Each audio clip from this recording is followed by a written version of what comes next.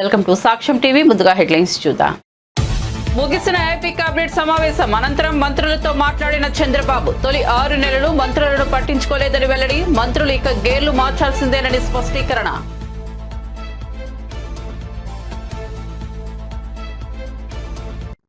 స్థానిక సంస్థల ఎన్నికలపై సీఎం కీలక నిర్ణయం. స్థానిక సంస్థల పదవుల్లో బీసీలకు 42%, ఒకే తాటిపైకి పనిచేయాలని నేతలకు సూచన.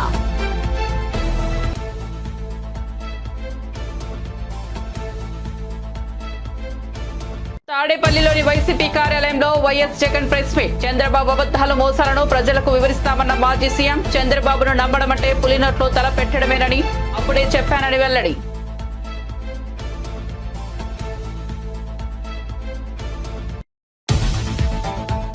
కేంద్ర మంత్రులను కలిసిన కేటీఆర్. కేసీఆర్ ఆదేశాలతో కలిశామన్న కేటీఆర్.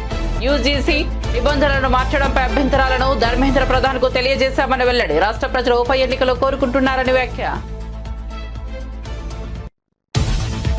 అక్రమ వలసదారులను భారత్ కు తిప్పి పంపించిన అమెరికా. అక్రమ వలసదారుల తరలింపు కొత్తవి కాదన్న జైశంకర్. రాజ్యసభలో ప్రకటన చేసిన కేంద్ర విదేశాంగ మంత్రి 2009 నుంచి ఇలాంటి బహిష్కరణలు జరుగుతూనే ఉన్నాయని వెల్లడి. ఇక వార్త వివరాల్లోకి వెళ్తే ఏపీ కేబినెట్ భేటీ అనంతరం సీఎం చంద్రబాబు మంత్రులతో మాట్లాడారు. మంత్రుల పనితీరు మెరుగుపడాలని స్పష్టం చేశారు. అధికారంలోకి వచ్చిన తొలి 6 నెలలు రాష్ట్రాన్ని చక్కదిద్దుకోవడంపైనే దృష్టి కేంద్రీకరించానని, మంత్రుల పనితీరు గురించి పెద్దగా పట్టించుకోలేదని అన్నారు. కానీ ఇకపై మంత్రుల పనితీరుపై ఫోకస్ పెడతానని, ఎవరిని ఉపేక్షించేది లేదని స్పష్టం చేశారు. మంత్రులు నిదానంగా ఉంటే కుదరదని, గేర్లు మార్చి ముందుకు వెళ్లాలని అన్నారు.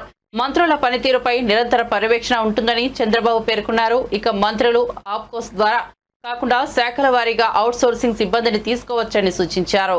రాబోయే స్థానిక సంస్థల ఎన్నికల్లో కాంగ్రెస్ పార్టీ తన ప్రభావాన్ని నిలబెట్టుకోవాలని, ప్రతి స్థాయిలో విజయాన్ని సాధించాలని ముఖ్యమంత్రి రేవంత్ రెడ్డి ఎమ్మెల్యేలకు స్పష్టమైన దిశానిర్దేశం చేశారు. ఈ నేపథ్యంలో హైదరాబాద్ లోని MCHRDలో జరిగిన కాంగ్రెస్ లెజిస్లేచర్ పార్టీ సమావేశంలో సీఎం రేవంత్ రెడ్డి అధ్యక్షతన వహించారు. ఈ సమావేశానికి ఏఐసీసీ రాష్ట్ర వ్యవహారాల ఇన్ఛార్జ్ దీపాదాస్ మున్షి, కాంగ్రెస్ ఎమ్మెల్యేలు, ముఖ్య నేతలు హాజరయ్యారు. ఈ సందర్భంగా ముఖ్యమంత్రి మాట్లాడుతూ స్థానిక సంస్థల ఎన్నికల్లో గెలుపు కోసం పార్టీ బలోపేతానికి అవసరమైన చర్యలు తీసుకోవాలని, ఇందుకోసం ఎమ్మెల్యేలు పూర్తి స్థాయిలో పనిచేయాలని సూచించారు. ముఖ్యంగా గ్రామాల్లో కాంగ్రెస్ బలాన్ని పెంపొందించేందుకు గ్రామీణ ప్రాంతాల్లో అత్యధిక సంఖ్యలో ఏకగ్రీవ విజయం సాధించే బాధ్యత ఎమ్మెల్యేలదేనని స్పష్టం చేశారు.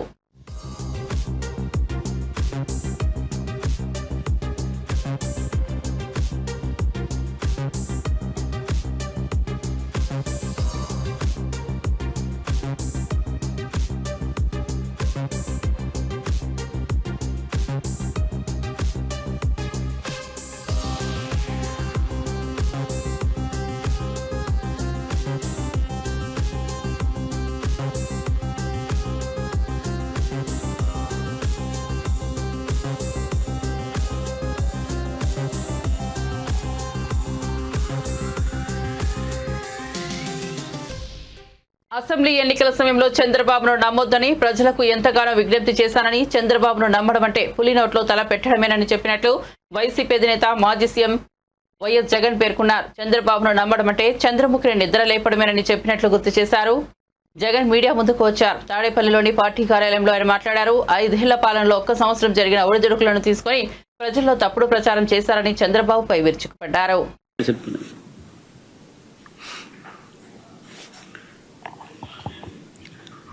రాష్ట్రంలో దాదాపుగా 9 నెలలు కావస్తా ఉంది. చంద్రబాబు గారి నోట మాట ఏమిటి అనంటే బాబు షూరిటీ భవిష్యత్ గ్యారంటీ అని చెప్పి చంద్రబాబు నాయుడు గారి నోట వినిపించే ఒక కామన్ ఫ్రేజ్. 9 నెలల తర్వాత పరిస్థితి ఏమిటి అనంటే బాబు షూరిటీ, మోసం గ్యారంటీ.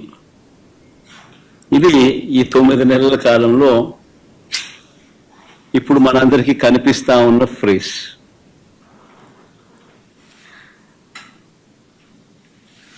చంద్రబాబు నాయుడు గారు ఎన్నికల వేళ చెప్పిన ప్రతి మాట, ఆ మేనిఫెస్టో అంటూ తాను రిలీజ్ చేసిన మేనిఫెస్టోలో తాను చెప్పిన మాటలు, ఎన్నికల వేళ బటన్ నొక్కడం అయితే ఏముంది, అదేం పెద్ద పనా? ముసలావిడ కూడా బటన్ నొక్కుతుంది అన్నాడు. అప్పట్లో నా చంద్రాయుడు ముసలావిడ కూడా కుర్చీలాక్క ముసలావిడ కూడా బటన్ నొక్కుతుంది, అదేమన్నా బటన్ నొక్కడం గొప్ప సంగతి అని చెప్పి అన్న సందర్భాలు మనం చాలా చూసాం.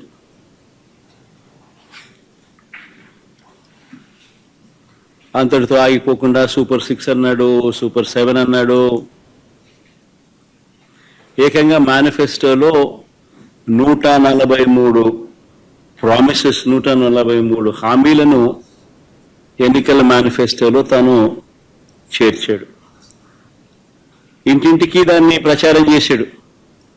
ఎన్నికల వేళ చంద్రబాబు నాయుడు గారు ఆయన పార్టీ ఎమ్మెల్యేలను పార్టీ కార్యకర్తలను ఆయన చంద్రబాబు నాయుడు గారు ప్రతి ఇంటికి పంపించేటప్పుడు ఆ ఇంటికి వెళ్ళి ఆ ఇంట్లో చంద్రబాబు నాయుడు గారు మన మాటలు బహుశా ఎప్పటికీ కూడా ఎవరు కూడా మర్చిపోరేము. చిన్నపిల్లలు కనపడితే నీకు 15,000, నీకు 15,000, నీకు 15,000. ఆ చిన్నపిల్లల తల్లులు కనపడితే నీకు 18,000, నీకు 18,000, నీకు 18,000. ఆ తల్లులు, ఆ పిన్నమ్మలు, ఆ తల్లుల అత్తలు, వాళ్ళ అమ్మమ్మలు, అంటే ఆ అమ్మలు, ఆ తల్లుల అత్తలు వాళ్ళు కనపడితే మీకు 50 ఏళ్ళు నిండాయి కదా, మీకు 48,000, నీకు 48,000, నీకు 48,000, నీకు 48,000. ఇంట్లో నుంచి 20 ఏళ్ళ పిల్లాడు బయటకు వస్తే నీకు 36,000, నీకు 36,000, నీకు 36,000. ఇంట్లో నుంచి రైతు కనిపిస్తే, కండువా వేసుకుని రైతు కనిపిస్తే నీకు 20,000, నీకు 20,000, నీకు 20,000. ఇది రొటీన్గా మనకు వినిపించిన మాటలు ఎన్నికలప్పుడు. ఈనాడు చూసినా, ఆంధ్రజ్యోతి చూసినా, TV5 చూసినా, వాళ్ళ ఇళ్ళట్లో నుంచి వచ్చే మాటలు విన్నా, ప్రతి ఇంట్లో రొటీన్గా కూడా ఇవన్నీ కూడా మనకు వినిపించే మాటలు. ఇవే కాకుండా BRS working president KTR Delhi పర్యటనలో ఉన్న సంగతి తెలిసిందే. ఢిల్లీలో ఆయన పలువురు నేతలను కలిశారు. ఈ సందర్భంగా ఢిల్లీలో మీడియాతో మాట్లాడుతూ తమ పార్టీ అధినేత కేసీఆర్ ఆదేశాల మేరకు కేంద్ర మంత్రి ధర్మేంద్ర ప్రధాన్ ను కలిశామని, యూజీసీ నిబంధనలను మార్చడంపై తమ అభ్యంతరాలను తెలియజేస్తూ వినతి పత్రాన్ని అందజేశామని చెప్పారు. రాష్ట్ర ప్రభుత్వాల హక్కులను హరించేలా కొన్ని నిబంధనలు ఉన్నాయని అన్నారు. గవర్నర్లకు అధికారులు కట్టబెడుతూ రాష్ట్రాల పరిధిలో ఉన్న యూనివర్సిటీల్లోని నియామకాల్లో రాష్ట్ర ప్రభుత్వాల పాత్ర లేకుండా చేసే ప్రయత్నం జరుగుతోందని విమర్శించారు. తమ అభిప్రాయాలను ఈసీజీకి కూడా తెలిపామని చెప్పారు.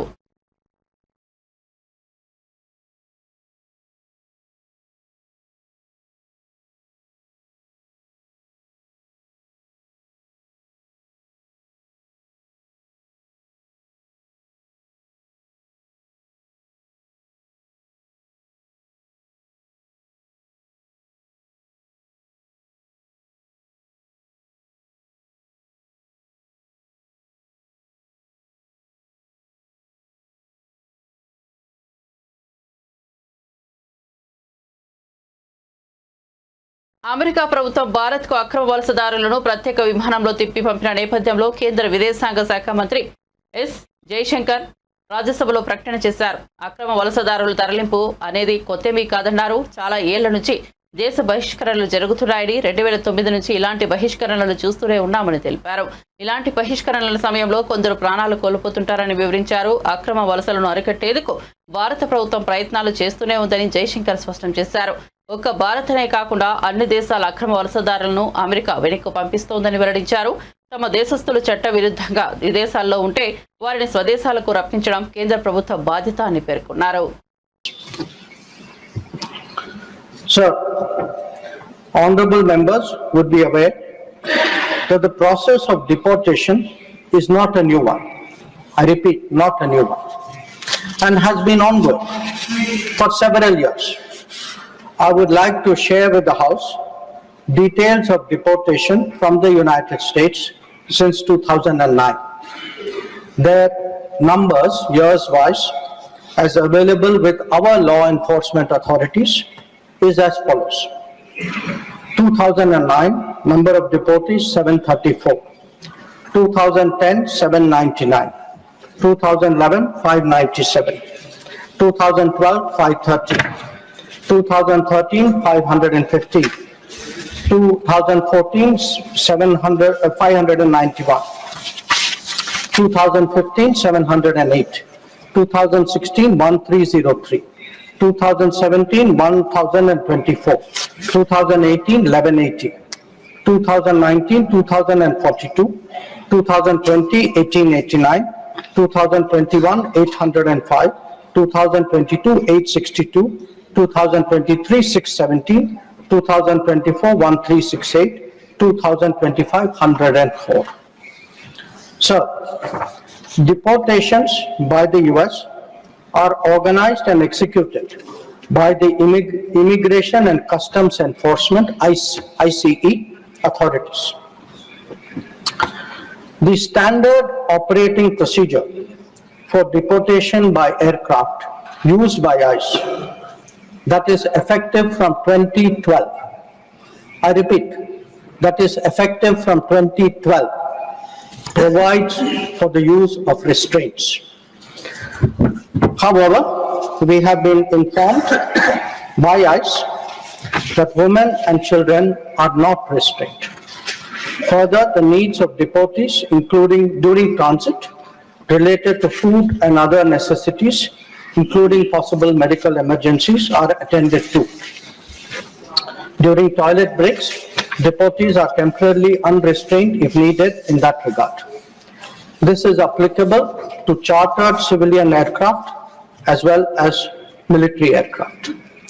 There has been no change, I repeat, no change from past. సంగారెడ్డిని మరో జవహర్ నగర్ గా మార్చాలని కుట్ర జరుగుతోందని బీజేపీ మెదక్ ఎంపీ రఘునందన్ రావు ఆరోపించారు. సంగారెడ్డి రెవెన్యూ అధికారులు జీహెచ్ఎంసీ కలిసి అక్కడ భూములను కలుషితం చేస్తున్నారని ఆగ్రహం వ్యక్తం చేశారు. ఇప్పటికే పరిశ్రమల వ్యర్థాలతో ప్రజలు సతమతమవుతున్నారన్నారు. జిన్నారం, పారానగర్ గ్రామాలను డంపింగ్ యార్డులుగా మార్చేందుకు ప్రభుత్వం ప్రయత్నిస్తోందని విమర్శించారు.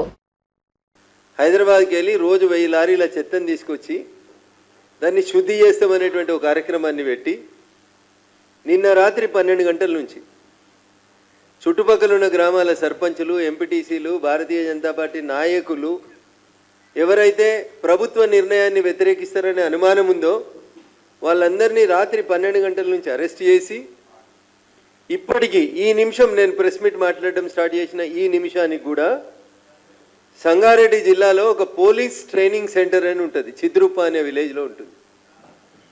ఆ చిద్రుప్ప విలేజ్ అవుట్స్కట్స్లో ఇప్పుడు ఈ నిమిషానికి 200 మంది గౌరవ ప్రజాప్రతినిధుల్ని, ఊర్లలోకి వెళ్ళి లీడర్లని రాత్రి 12 నుంచి తెచ్చిపెట్టి అదైతే ఊరు బయట ఎక్కడో ఉంది అనేటువంటి ఒక ప్రదేశం అని చెప్పి తీసుకుపోయి అక్కడ పడేసి లారీలను పెట్టి, జేసీబీలను పెట్టి నల్లవల్లి ఫారెస్ట్ మధ్య లోపల పనిని ప్రారంభించిర్రు జిహెచ్ఎంసీ మరియు మా సంగారెడ్డి జిల్లా రెవెన్యూ యంత్రాంగం. దీన్ని తీవ్రంగా ఖండిస్తూ ఉన్నాం. ఇప్పటికే మీ పుణ్యమాని, జిహెచ్ఎంసీ తీసుకున్న తప్పుడు నిర్ణయాల పుణ్యమాని జవహర్ నగర్ అనేటువంటి ప్రాంతం ఒక రావణ కాష్టంలాగా మండుతుంది. ప్రజలు కాలుష్యంతో రకరకాలైనటువంటి ఇబ్బందులు పడుతూ ఉన్నారు. మా సంగారెడ్డి జిల్లా పటాన్ చెరువు, జిన్నారం, కాజిపల్లి, గడ్డపోతారం ఇట్లాంటి ప్రాంతాలన్నీ కూడా ఇప్పటికే రసాయన పరిశ్రమల కాలుష్యం వల్ల మా భూమి, నీరు అన్నీ కలుషితం అయిపోయి ప్రజలు కష్టపడుతుంటే హైదరాబాద్ చెత్త కూడా తీసుకొచ్చి మా కాలుష్యం లేస్తామని చెప్పి ఓ కొత్త పంచాయతీని అర్ధరాత్రి తీసుకున్నారా నిర్ణయం? పాత ప్రభుత్వం తీసుకుందా లేకపోతే ఇప్పుడున్నటువంటి రాష్ట్ర ప్రభుత్వం ముఖ్యమంత్రి రేవంత్ రెడ్డి గారు తీసుకున్నారా మాకు తెలియదు. కానీ నేను ఢిల్లీలో ఉన్నాను, పార్లమెంట్ నడుస్తూ ఉంది. రాత్రి 12 గంటల నుంచి అరెస్ట్ చేసి ప్రజాప్రతినిధులందరినీ తీసుకొచ్చి ఇంకా వదిలిపెట్టలేదనే విషయం తెలిసినప్పుడు ఆ ప్రాంత ప్రజాప్రతినిధిగా తప్పనిసరిగా దీన్ని ఖండించాల్సిన అవసరం ఉందని చెప్పి ఇక్కడికి రావడం జరిగింది. వస్తూ కొంతమంది రెవెన్యూ అధికారులతో మాట్లాడితే, సార్ 2015 సంవత్సరంలోనే అప్పుడున్న ప్రభుత్వం 152 ఎకరాల భూమి ఇచ్చింది సార్, మమ్మల్ని ఏం చేయమంటారని చెప్పి వాళ్ళు చెప్పడం జరుగుతూ ఉంది. నేను ప్రభుత్వానికి, రాష్ట్ర ప్రభుత్వానికి, ముఖ్యమంత్రి రేవంత్ రెడ్డి గారికి చాలా స్పష్టంగా చెప్పదలుచుకుంది ఒకటే, మీరు రాత్రిళ్ళు పోలీసు వాళ్ళని పెట్టి రోడ్లు వేసిన కులగణన విజయం కొందరు ప్రతిపక్ష నాయకులకు నచ్చట్లేదని కాంగ్రెస్ నేత అద్దంకి దయాకర్ మండిపడ్డారు. ఈ మేరకు ఆయన గురువారం ఓ వీడియో విడుదల చేశారు. గత ప్రభుత్వంలో సకల జనుల సర్వే రిపోర్టును బయటకు పెట్టలేదని ఆరోపించారు.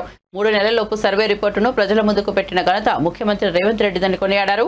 అది తట్టుకోలేక బీసీలను న్యాయం చేయడంలో వెనుకబడ్డామని, ప్రతిపక్షాలు ఆతృతతో ప్రకటనలు చేస్తున్నాయని అన్నారు. బీసీలకు 42% రిజర్వేషన్లు ఇవ్వడానికి తెలంగాణ కాంగ్రెస్ ప్రభుత్వం సిద్ధమవుతోందని స్పష్టం చేశారు. కమిషన్ ప్రకారం బీసీలకు ఏ విధంగా రిజర్వేషన్ అందించాలని ప్రభుత్వం ఆలోచన చేస్తోందన్నారు. 10 ఏళ్లు పరిపాలన చేసిన కేసీఆర్ ఏనాడు బీసీ, ఎస్సీ, ఎస్టీల గురించి ఆలోచన చేయలేదన్నారు. అది రామారామి దగ్గరనే ఉన్నది. కానీ బీసీల్లో ఉన్న ముస్లింలను కూడా ఇప్పుడు వాళ్ళు ఓర్వలేని స్థితిలో వచ్చిండ్రు.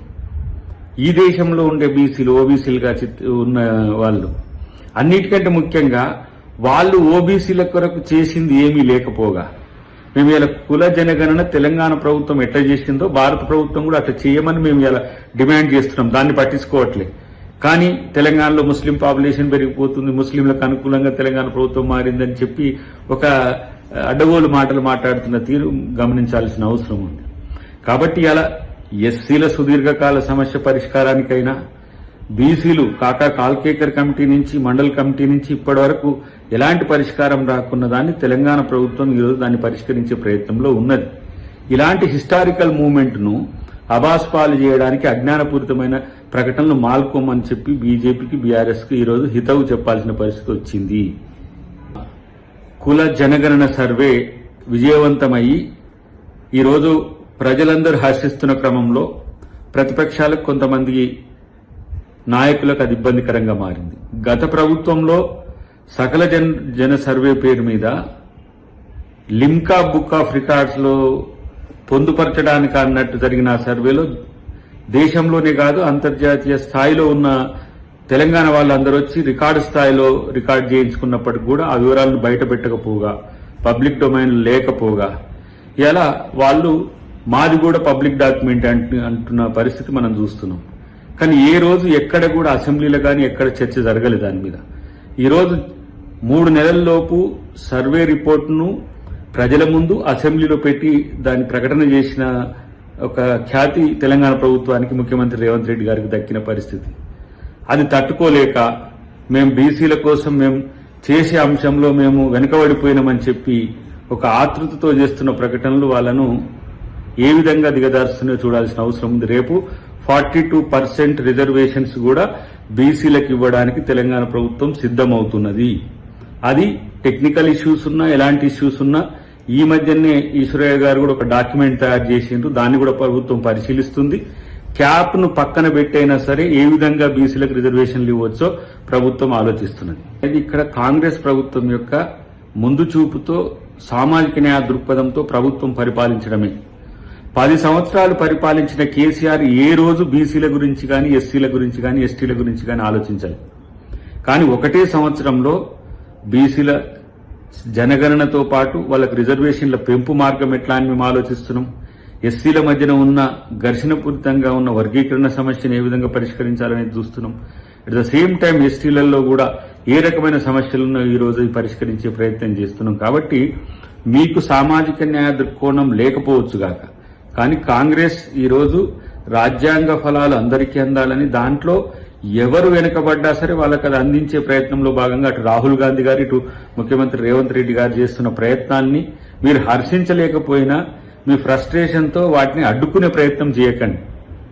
ఏ పని మంచి పని చేసినా దాన్ని హర్షించలేని గుణం మీకున్నప్పటికి కూడా అట్లీస్ట్ ప్రజలు మెచ్చుకుంటున్న వాటి పట్లనైనా జాగ్రత్తగా ఉండకపోతే ప్రజల్లో మీ పరువు పోవడమే కాదు, మీ పార్టీలో అడ్రస్లు కూడా మారిపోతాయనే విషయాన్ని గుర్తుపెట్టుకుంటే మంచిది.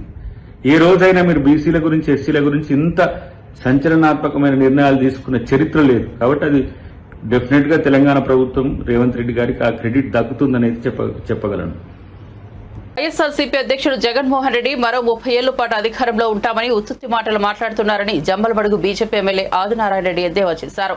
ఆయన 30 ఏళ్లు ఉంటే తాము కూడా 30 తరాలు అధికారంలో ఉంటామని వ్యాఖ్యానించారు. నోటికి ఎంత వస్తే అంత మాట్లాడడం మంచిది కాదని జగన్ కు ఆదినారాయణ రెడ్డి హితవు పలికారు. కేంద్రం, రాష్ట్రంలో బీజేపీ ప్రభుత్వం అధికారంలో ఉన్న కారణంగా వికసిత్ భారత్ వైపు అడుగులు వేస్తున్నామని వ్యాఖ్యానించారు. కడపలో ఏర్పాటు చేసిన మీడియా సమావేశంలో ఆయన మాట్లాడారు.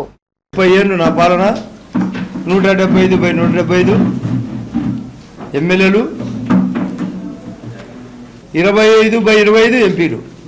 పోలింగ్ తర్వాత కూడా ఆయన మాట తప్పినారు అనేది ఆయనకు అలవాటది. జగన్ రెడ్డి గారికి నా ఎంట్రుక పీకలేడు ఇది స్టేట్మెంట్. నీ ఎంట్రుక మేమెందుకు పీకుతాం? మేము బీజేపీ పార్టీలో ముందు కొడతాం నేరుగా. నీకు ఎంట్రీకే లేకుండా చేస్తాం, నీకు రాజకీయ స్థానమే లేకుండా చేస్తాం. అది అభివృద్ధి ద్వారా, వికసిత భారత్ ద్వారా. కేసుల గురించి చెప్పడు, తను తిన్న డబ్బులు తన కేసులు. వివేకానంద రెడ్డి ఇష్యూ చెప్పడు. సొంతంగా తమ్ముడు ముద్దాయని తెలిసి వాళ్ళే చేయించినారని తెలిసి మాకు సంబంధం లేదని చెప్పడం. ముందు గుండె పోటునడం, మళ్ళీ గుండెలో పోటునడం. కర్నూలులో మీకు అందరికీ తెలుసు, విజయసాయి రెడ్డిని అరెస్టు అది అవినాష్ రెడ్డిని అరెస్టు కోసం కర్నూలుకు పోతే రకరకాలుగా లోకల్ పోలీసులను అడ్డపెట్టి ధర్నాలు పెట్టించి దాన్ని వాయిదా ఇప్పించాడు. మళ్ళీ ఆమె సునీత గారు వివేకానంద రెడ్డి కూతురు మళ్ళీ పిటిషన్ వేసింది. సాక్షులు కూడా ఒక్కొక్కరే జారుకుంటున్నారు, పైకి పోతున్నారు. లేటెస్ట్ పిటిషన్ వేసింది ఆమె, త్వరగా పరిష్కారం చేయండి అని కోర్టులో. ఎక్కడికి పోతుంది ఈ ప్రయాణం? వైఎస్ షర్మిల ఓపెన్గా చెప్తాంది. నీకేమో చిన్న, నేను గతంలో చెప్పినట్టు జగనప్పకు రెప్పకు దెబ్బ తగిలితే హత్యా ప్రయత్నం. వాళ్ళ సొంత చిన్నాన్న వివేకానందని పొడిచి చంపితే ముందు గుడ్డపోటు, ఆ తర్వాత చంద్రబాబు నాయుడు గారు చెప్తే ఆదినారాయణ రెడ్డి కానీ మరొకరు కానీ. మన గౌరవ ముఖ్యమంత్రి గారు కడప కలెక్టర్ గారు చెప్తున్నారు, ఇప్పుడు దాదాపు 3,500 ఎకరాలు ఉంటే ఇంకొక 4,000 ఎకరాలు సేకరించండి, వివిధ ప్రాజెక్టులు తెస్తామని. ఇక్కడే మేము మహానాడు నాడు తెలుగుదేశం ఇక్కడ మహానాడు కడపలో జరగబోతుంది. అన్నీ కలిపి మేమంతా ఒకటిగా ఉన్నాం, ముగ్గురు ఏకమైనాం. నిన్ను జగన్రెడ్డిని మేము ఏకమైనాం, నిన్ను ఏకాకిని చేస్తాం, నామరూపం లేకుండా చేస్తాం. నేనే ఏంది ఇది? నిన్న పోలింగ్ తర్వాత కూడా లండన్కు పోతూ మళ్ళా 151 కంటే ఎక్కువ ఎమ్మెల్యేలు, 22 కంటే ఎక్కువ ఎంపీలు. అంటే రాజకీయాలంటే చింతపండి వ్యాపారమా? ఏదో ఒకటి ఉన్నతమైంది. ప్రతి ఒక్కరూ దీన్ని అడ్డపెట్టుకొని ప్రపంచమే. సమాజానికి ఉపయోగపడే సేవా కార్యక్రమాల్లో ప్రజలు భాగం కావాలని NTR trust managing trustee Nara Bhuvaneswari పిలుపునిచ్చారు. తలసేమియా బాధితులకు అండగా నిలవడం కోసం ఎన్టీఆర్ ట్రస్ట్ ఆధ్వర్యంలో విజయవాడలో నిర్వహించనున్న యుఫోరియా కార్యక్రమ వివరాలను ఆమె వెల్లడించారు. ఫండ్ రైజింగ్ కోసం మ్యూజికల్ నైట్ కార్యక్రమం నిర్వహిస్తున్నామని అన్నారు. దీన్ని నిర్వహించేందుకు తమన్ ముందుకొచ్చారు. ఈ ఈవెంట్ను ఆయన ₹1 కూడా తీసుకోవట్లేదు. అందరూ సమాజం కోసం ఎంతో కొంత సేవ చేయాలని నారా భువనేశ్వరి తెలిపారు. థాలసీమియా అనేది it is a genetic blood disorder. దీంతో రక్తం, హిమోగ్లోబిన్ అనేది ఎంత మెడిసిన్స్ ఇచ్చినా, అవసరమైన అన్ని ఇచ్చినా కూడా దీంతో రక్తం ఎప్పుడు ఉండాల్సిన ఆ పర్సంటేజ్ కంటే కిందకి పడతా ఉంటుంది. దాంతో ఆ బాధపడుతున్న వ్యక్తులు చాలా ఇబ్బందులు ఎదుర్కొంటారు. ఎస్పెషలీ పిల్లలు. వాళ్ళు ఆఖరికి ఊపిరి తీసుకోవటానికి కూడా వాళ్ళు చాలా ఇబ్బందులు ఎదుర్కొంటారు. అక్యూట్ థాలసీమియా బాధితులు వాళ్ళకైతే 2-4 నెలల్లోనే బ్లడ్ ట్రాన్స్ఫ్యూషన్ అనేది ఎమ్మటే జరగాలి. ఆ ట్రాన్స్ఫ్యూషన్ జరగాలంటే అంటే దానికి అంత అవసరం రక్తం. అందుకే నేను కోరేది ప్రతి ఒక్కళ్ళని, మీరందరూ మీ కుటుంబం సమేతంగా, అదే కాకుండా మీ స్నేహితుల్ని ప్రోత్సహించి వాళ్ళందరినీ దగ్గరుండే బ్లడ్ బ్యాంక్స్ కానీ ఏదైనా బ్లడ్ డొనేషన్ డ్రైవ్ జరుగుతున్నప్పుడు మీరందరూ పాల్గొనాలని నేను కోరుతున్నాను. ఎందుకంటే మీకు తెలియకుండానే మీరు డొనేట్ చేసిన ఆ రక్తం చాలా మంది జీవితాల్ని నిలబెడుతుంది. ఎన్టీఆర్ మెమోరియల్ ట్రస్ట్ మేము ఈ థాలసీమియా సెంటర్స్ ఓపెన్ చేయాలనుకున్నాం. మీ అందరికి తెలుసు, ఈ సెంటర్స్ ఓపెన్ చేయాలంటే చాలా డబ్బు అనేది చాలా అవసరం. ఎట్లా అంత డబ్బు మనం సేకరించగలం? How to do fund raising programme అని మేము ఆలోచించేటప్పుడు మాకు ఎమ్మటే గుర్తుకొచ్చింది మ్యూజికల్ డైరెక్టర్ తమన్ గారు. మేము తమన్ గారు మా టీం వెళ్ళి ఆయన అప్రోచ్ అయినమ్మటే ఆయన ఒక్క నిమిషం కూడా ఆలోచించలేదు. It is for the trust, ఇది సమాజానికి ఉపయోగపడుతుంది అని ఆ ఆలోచనతో ఆయన ఎమ్మటే అన్నారు, ఏ డేట్ మీకు కావాలి ఆ డేట్లో నేను రెడీగా ఉంటాను, మిగతా ప్రోగ్రామ్స్ అన్ని నేను అడ్జస్ట్ చేసుకుంటాను. అది అందరూ చేయలేంది. అంత గొప్ప మనసుతో ఆయన ఎమ్మటే మా థాట్, మా ఐడియాస్ని ఆయన ఒప్పుకుని I will take part in this musical night, this fund raising programme అని ఆయన ఎమ్మటే ఒప్పుకున్నారు. ఇంకొకటి, దేవుడు తమ్మన్నే కాదు ఆయన కుటుంబాన్ని కూడా ఎప్పుడు ఆయన దీవెనలు ఉంటాయి.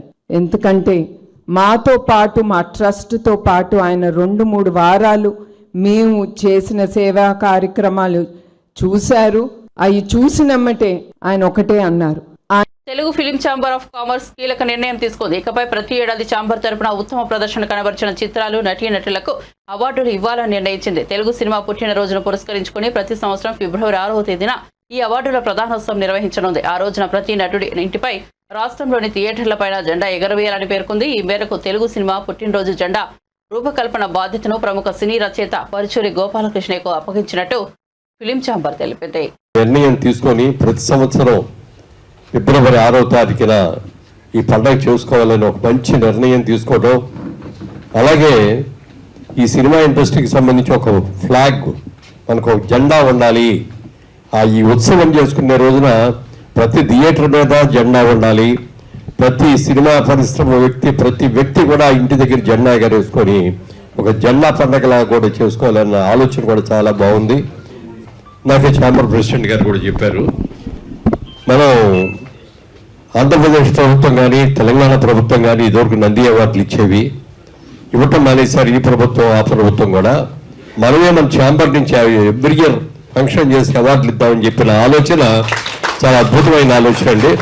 డెఫినెట్గా చేసుకుందాం. ఏ ప్రభుత్వం ఉన్నా ఎవరున్నా మనం ఆధారపడకుండా. ఫిలిం ఛాంబర్ అనేది ఫిల్మ్ ఇండస్ట్రీకి పెద్ద అసోసియేషన్, మూల అసోసియేషన్ అన్నమాట. మిగిలిన అందరూ కూడా అందులో భాగస్థులమే.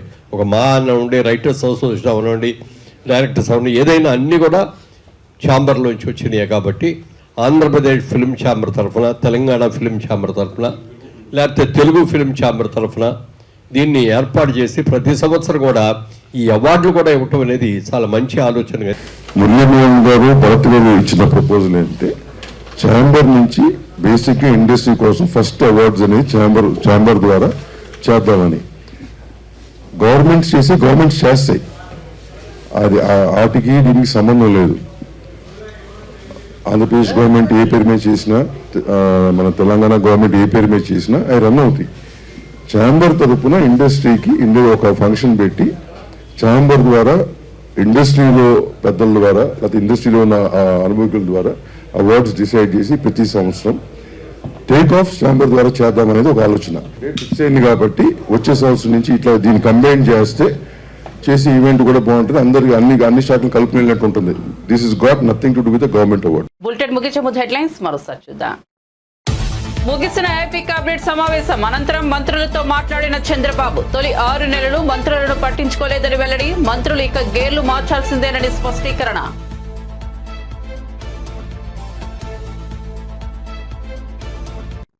స్థానిక సంస్థల ఎన్నికలపై సీఎం కీలక నిర్ణయం. స్థానిక సంస్థల పదవుల్లో బీసీలకు 42%, ఒకే తాటిపైకి పనిచేయాలని నేతలకు సూచన.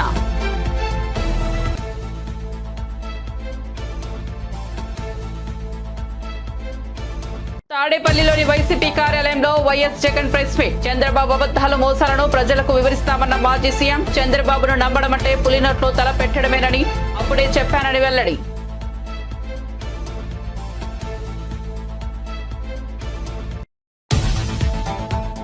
కేంద్ర మంత్రులను కలిసిన కేసీఆర్ ఆదేశాలతో కలిశామన్న కేటీఆర్. యూజీసీ నిబంధనలను మార్చడంపై అభ్యంతరాలను ధర్మేంద్ర ప్రధాన్ కు తెలియజేశామని వెల్లడి. రాష్ట్ర ప్రజలు ఉప ఎన్నికలు కోరుకుంటున్నారని వ్యాఖ్య. అక్రమ వలసదారులను భారత్ కు తిప్పి పంపించిన అమెరికా. అక్రమ వలసదారుల తరలింపు కొత్తవి కాదన్న జైశంకర్. రాజ్యసభలో ప్రకటన చేసిన కేంద్ర విదేశాంగ మంత్రి. 2009 నుంచి ఇలాంటి బహిష్కరణలు జరుగుతూనే ఉన్నాయని వెల్లడి. అప్డేట్స్ కోసం చూస్తూనే ఉండండి సాక్ష్యం టీవీ.